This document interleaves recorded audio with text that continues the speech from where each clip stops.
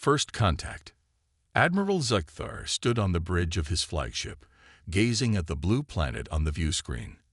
Earth, home to a species the Draken Empire had only recently discovered. Primitive, but resource-rich, his science officer reported. Their technology is rudimentary. Space exploration limited to their own moon and unmanned probes. Zekthar's mouth curved into what his species considered a smile. His scaled skin shimmered under the bridge lights. Perfect. Another simple conquest for the glory of the Empire. The Draken Empire ruled most of the known galaxy. They had conquered 70% of all spacefaring civilizations, either through diplomacy or force. Usually force. Few resisted once they witnessed the power of a Draken fleet. On Earth, Jack Holloway watched the massive ship appear in the sky above the United Nations building in New York. As a retired Navy SEAL now working as a NASA consultant, he had been called in when the alien vessel first appeared on deep space monitoring systems. "They're not even trying to hide," he muttered to the UN Secretary General beside him. The Secretary General nodded grimly. "That's what worries me." The Draken ship hovered, easily the size of 10 aircraft carriers. Smaller craft began to descend, landing on the large open area that had been cleared. Jack studied the aliens as they emerged. Tall, reptilian, covered in scales that shifted colors in the sunlight.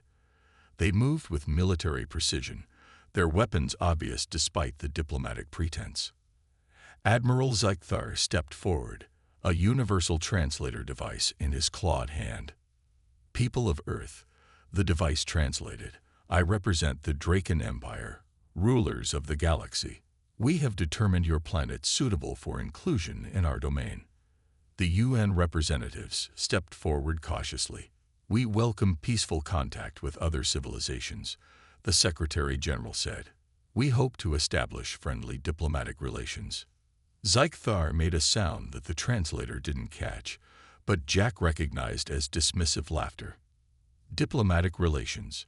Between equals?" "No," Zekthar said. "You misunderstand. You are not being invited to join. You are being informed of your new status. The Draken Empire requires your resources and minimal resistance." Jack felt his muscles tense. He'd seen this type of arrogance before, though never from another planet. The UN representatives attempted to argue for Earth's sovereignty. Zekthar seemed amused by their efforts.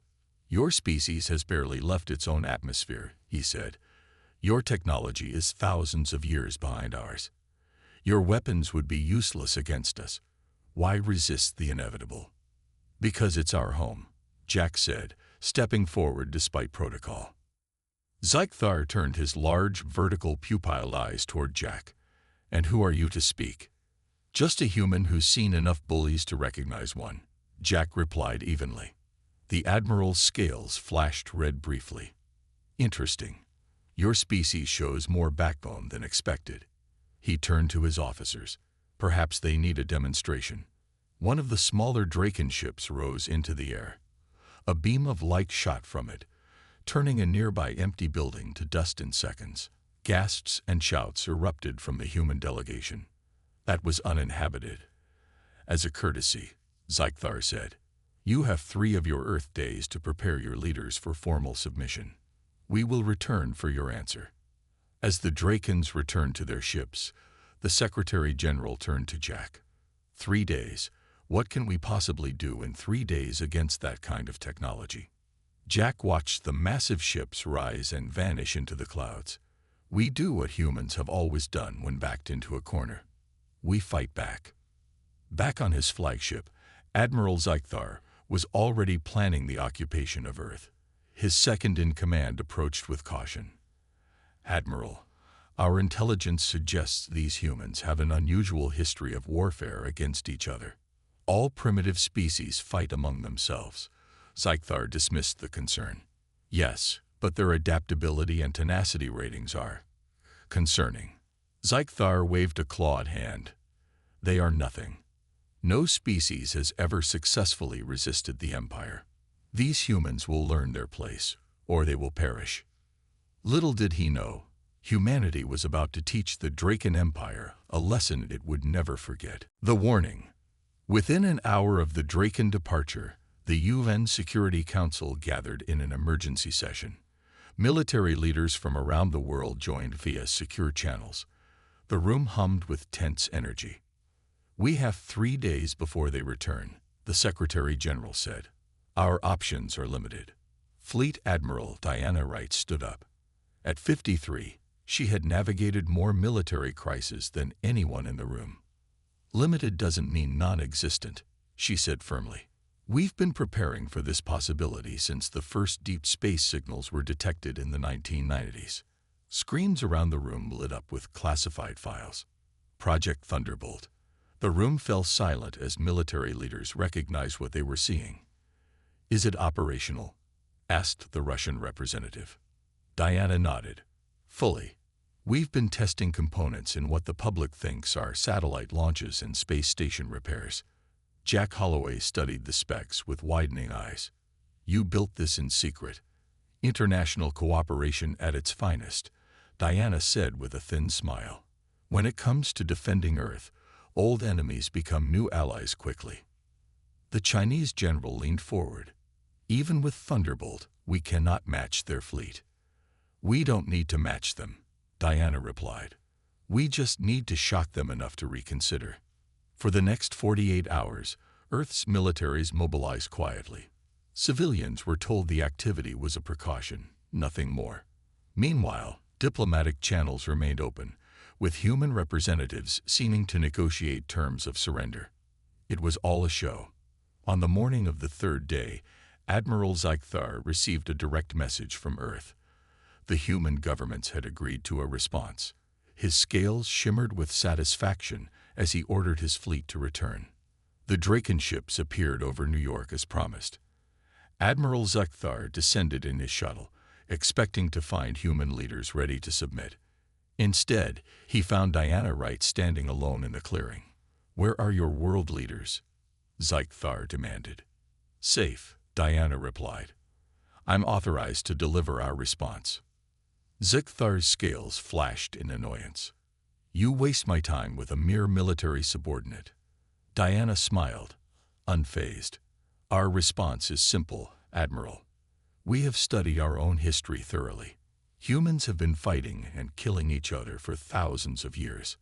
We've perfected the art of war against ourselves. We've nearly destroyed our own planet multiple times." She took a step closer, looking up at the towering alien. "We have survived our own brutality for millennia. We suggest you leave us alone." Zeichthar laughed, the sound like rocks grinding together. "Threats from primitives. Your species cannot even travel beyond your own moon effectively." "That's what we wanted everyone to think," Diana replied. She lifted a small device and pressed a button. Suddenly, alarms blared across the Draken fleet. Hidden satellites had activated around Earth's orbit, highlighting dozens of previously invisible defense platforms. "What is this?" Zeichthar hissed. "A warning," Diana said. "We could have kept these hidden until you attacked. Instead, we're showing you what you're facing. We've studied your ship designs from your first appearance. We've already found 3 critical weaknesses." Zeichthar's second-in-command rushed over, whispering urgently.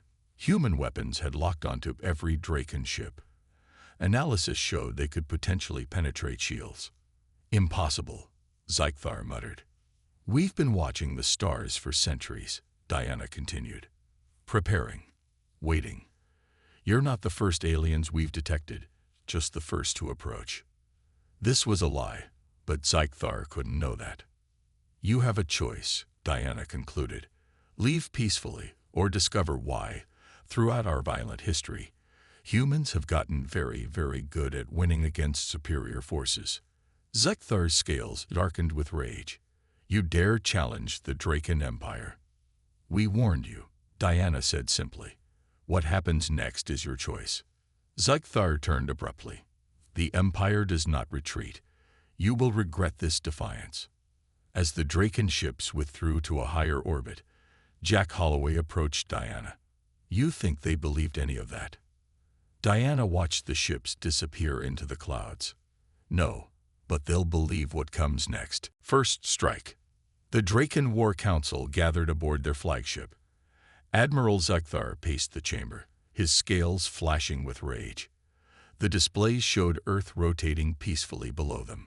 A minor disciplinary action, he announced to his officers. We will destroy one of their smaller cities. Show them the price of defiance without damaging valuable resources. His weapons officer nodded. The city called Boston has been selected. Population approximately 7 million. The loss will impact them without crippling their productivity. Zekthar approved with a gesture. Begin the attack sequence. Let these humans learn their place in the galaxy. 5 Draken destroyers moved into position above the northeastern United States. Their weapon systems powered up, targeting calculations precise to the meter. Deep beneath the Rocky Mountains, Commander Sam Bennett monitored the alien fleet movements on massive screens. The underground bunker had existed for decades, but had been rapidly upgraded in the past 72 hours. They're positioning over New England, he reported. Weapons charging. Diana Wright nodded grimly. Right where we expected. Lieutenant Morrison, you're cleared to engage. In the darkness of space, where the Drakens hadn't bothered to look, Lieutenant Ashley Morrison sat in the cockpit of her X-92 Phantom fighter. The experimental craft had been developed in secret, using materials that absorbed rather than reflected sensor scans. Copy that, she replied. Wolf Pack, form up. Weapons hot. 5 more fighters appeared from their hiding spots among Earth's satellite network. Their engines, unlike conventional rockets, left no heat signature for Draken sensors to detect. Remember your training, Ashley told her squad. Hit the precise points we identified. 1 shot, 1 kill. The Draken destroyers never saw them coming. The human fighters struck simultaneously, each targeting a specific vulnerability near the destroyer's engine cores. The specialized projectiles pierced the alien shields as if they weren't there.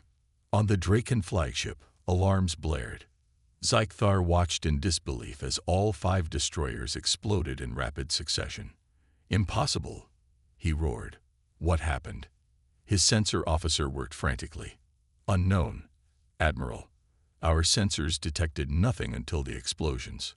Find them, Zekthar demanded. But Ashley and her team were already gone, disappearing back into the cover of Earth's orbital clutter. Jack Holloway watched the explosions from a monitor in the Pentagon. How did we do that?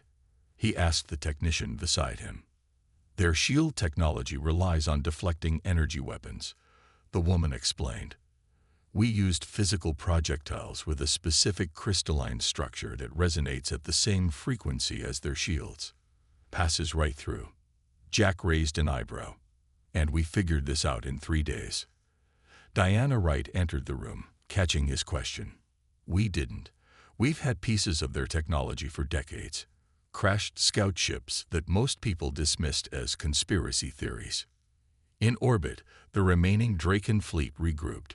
Grand Marshal Krell, Zekthar's superior, appeared on the command screen. His ancient scaled face showed no emotion, which Zekthar knew was worst of all. 5 destroyers, lost to primitives, Krell stated flatly. Zekthar lowered his head. They concealed their true capabilities, Marshal. They have weapons that bypass our shields. An unexpected development, Krell admitted, but not insurmountable. I am dispatching the 7th Battle Fleet. 300 warships will arrive within their week. And my role, Marshal? Zekthar asked, fearing demotion, or worse. Contain them until reinforcements arrive. Learn their weaknesses. Krell leaned closer to the screen. And Zekthar, no more underestimation. In the mountain bunker, Earth's military leaders celebrated their first victory, but Diana Wright remained somber. This was just the beginning, she told the room. We've surprised them once. They won't let it happen again. Sam Bennett studied the new sensor readings. They're calling for reinforcements. Hundreds of ships. Diana nodded, unsurprised. Then we have about a week to prepare for the real war. Ashley Morrison's voice came through the speakers as her team returned to Earth. "What's our next move, Admiral?" Diana looked at the global defense map, points of light showing their limited but growing capabilities. "We show them why they should have run when we warned them." Escalation. 6 days after Earth's surprise victory, the sky above the planet darkened with ships. The Draken's 7th Battle Fleet had arrived, 300 warships, each capable of destroying a major city. At their center, the massive dreadnought Emperor's Fist dwarfed everything around it. Grand Marshal Krell stood on his command deck, studying the blue planet. "Begin standard conquest formation," he ordered. "Full sensor suites. Find their hidden weapons." Admiral Zekthar approached cautiously. "Marshal, these humans are unusual. Their tactics do not follow predictable patterns." Krell's scales shifted to a dismissive blue. "All species become predictable when facing overwhelming force. Position our fleet to surround their world. No surprises this time."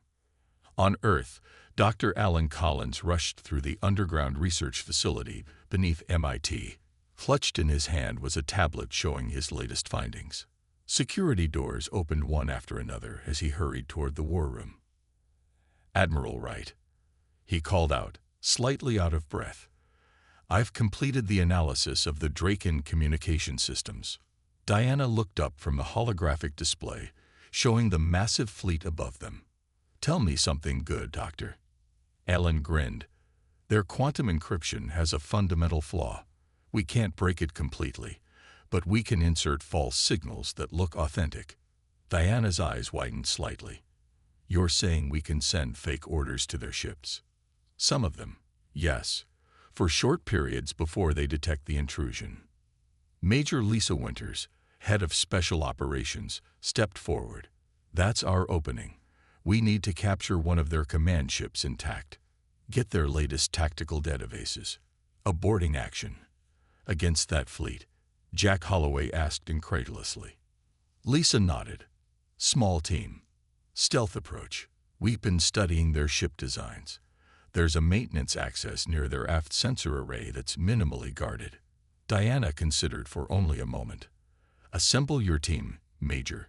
You leave in 3 hours." In orbit, the Draken fleet had completely surrounded Earth. Their sensors probed every square kilometer of the planet and its orbital space.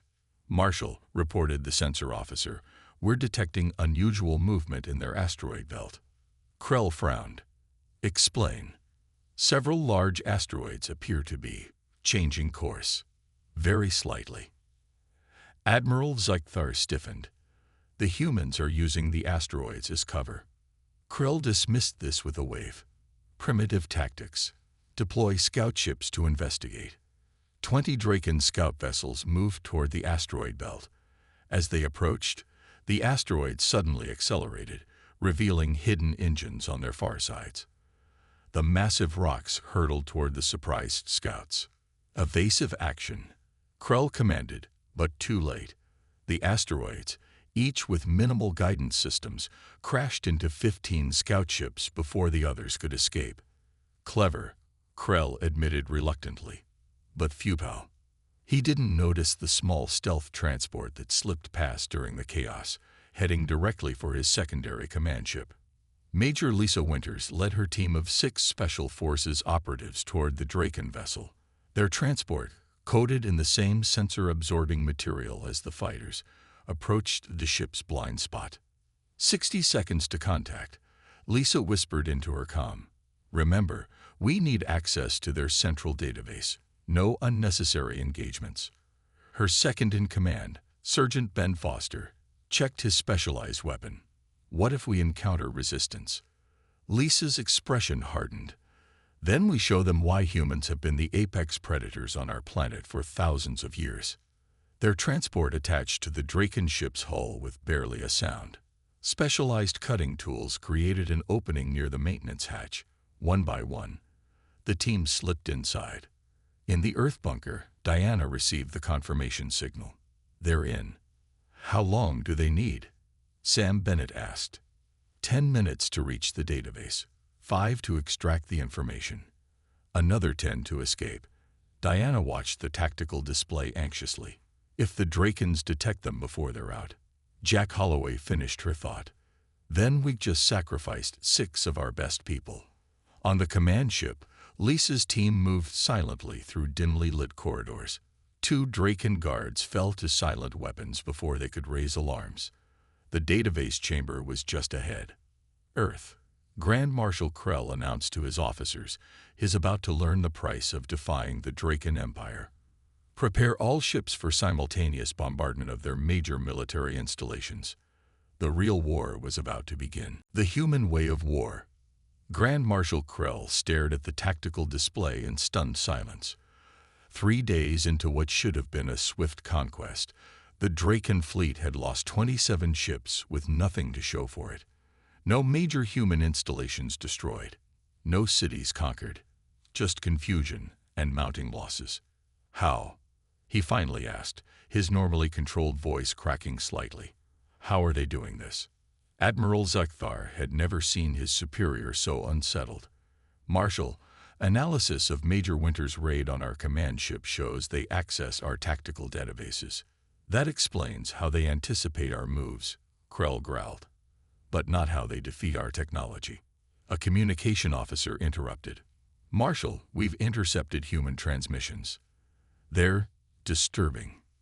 The main screen displayed translated documents, human military history, accounts of Earth wars where humans fought against overwhelming odds, desert fighters destroying massive tank columns, jungle warriors defeating technologically superior invaders, island nations surviving against continental powers.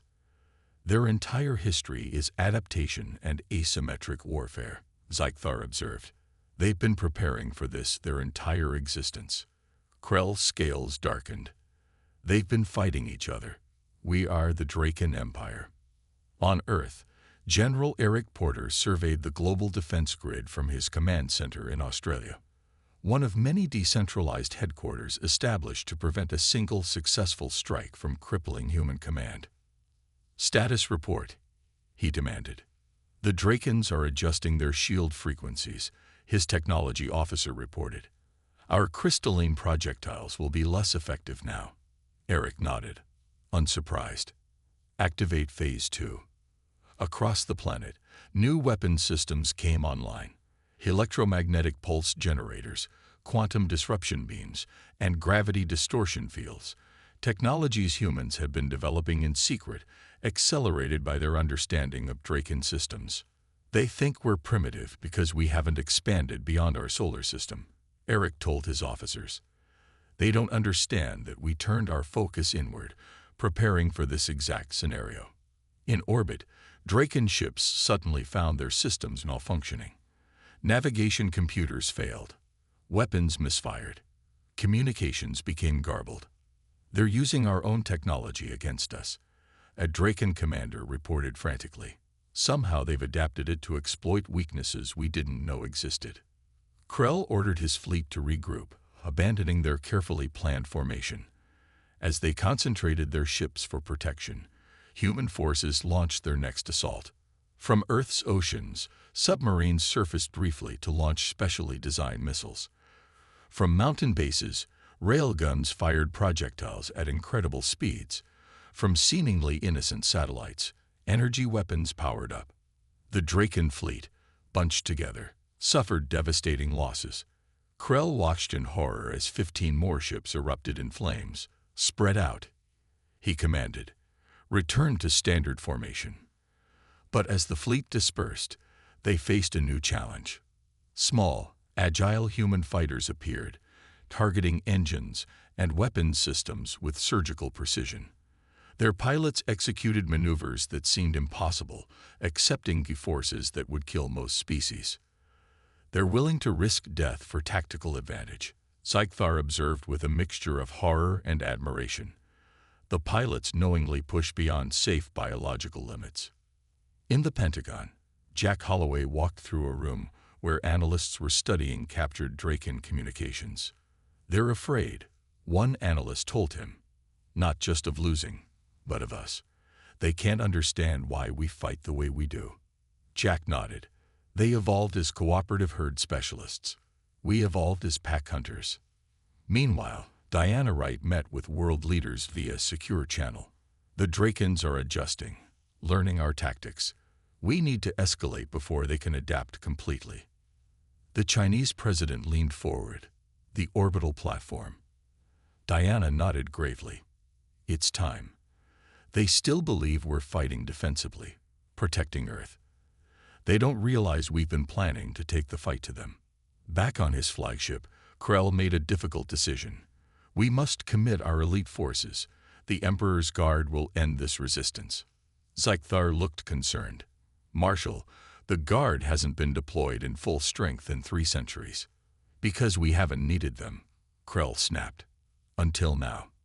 As orders went out across the Draken fleet, Krell didn't notice the small human drone that had infiltrated his ship's ventilation system, recording everything. The human way of war was about to teach the Draken Empire its costliest lesson yet. The turning point. The asteroid belt between Mars and Jupiter became the staging ground for what the Drakens planned as their final decisive battle.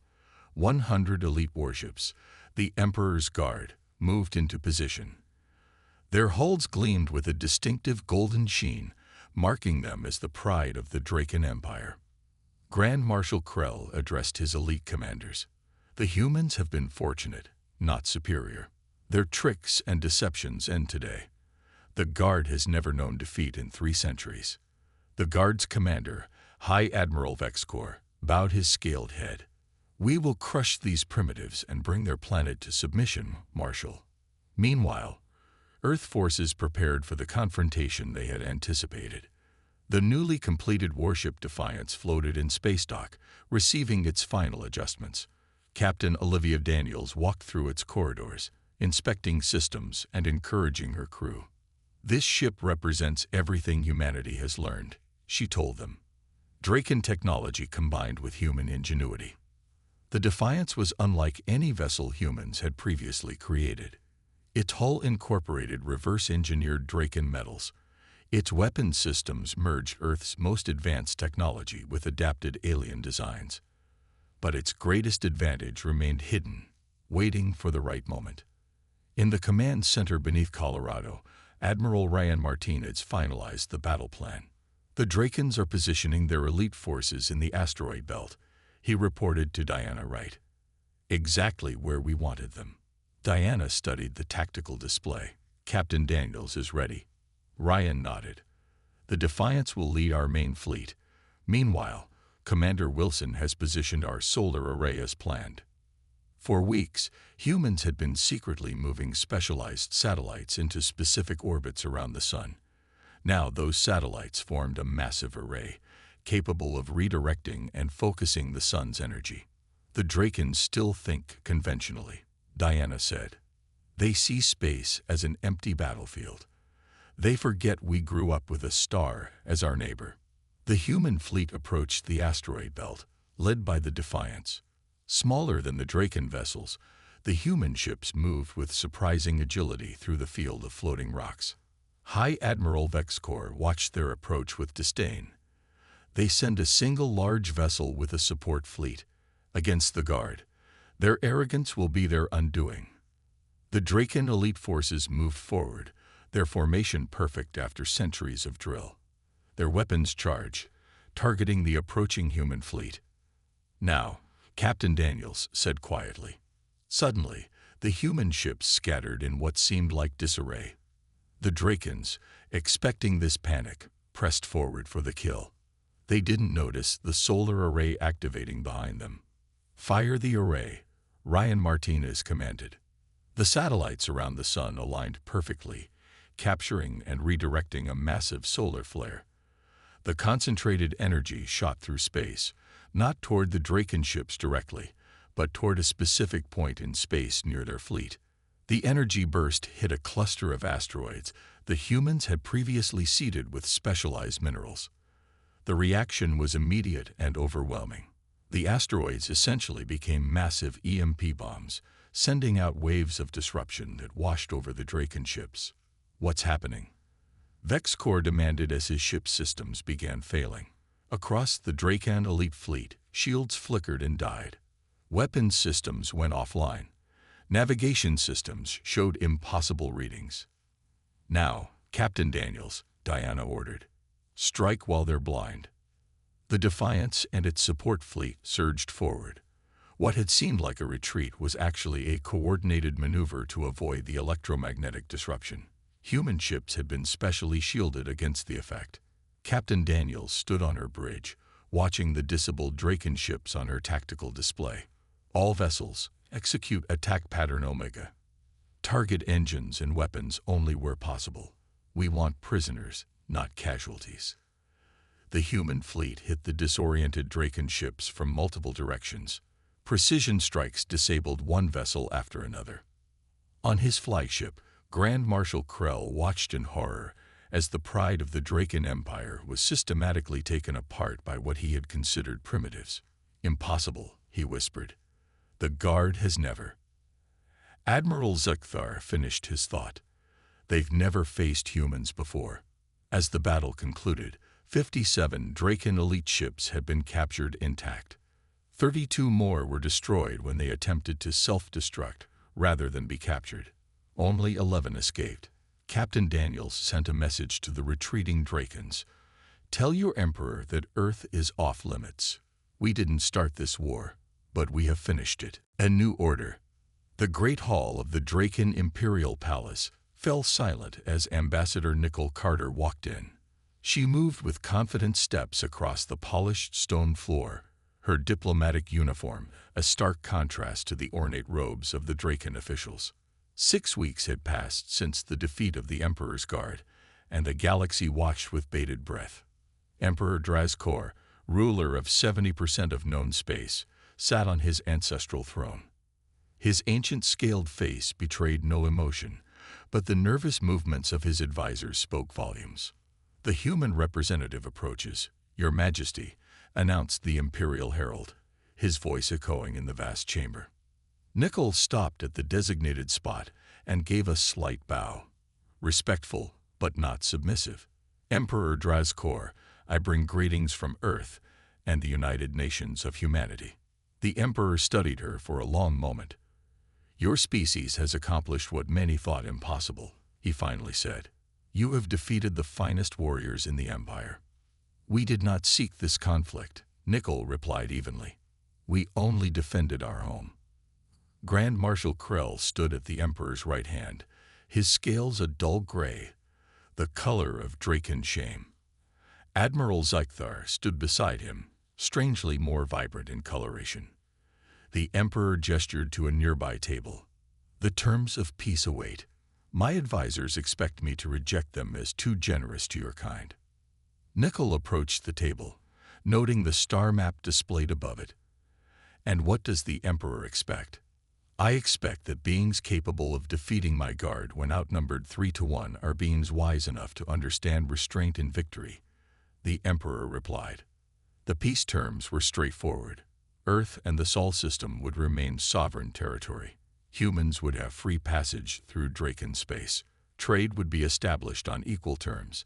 Most surprisingly to the Drakens, humans demanded no reparations, no territory, and no punitive measures against those who led the attack on Earth.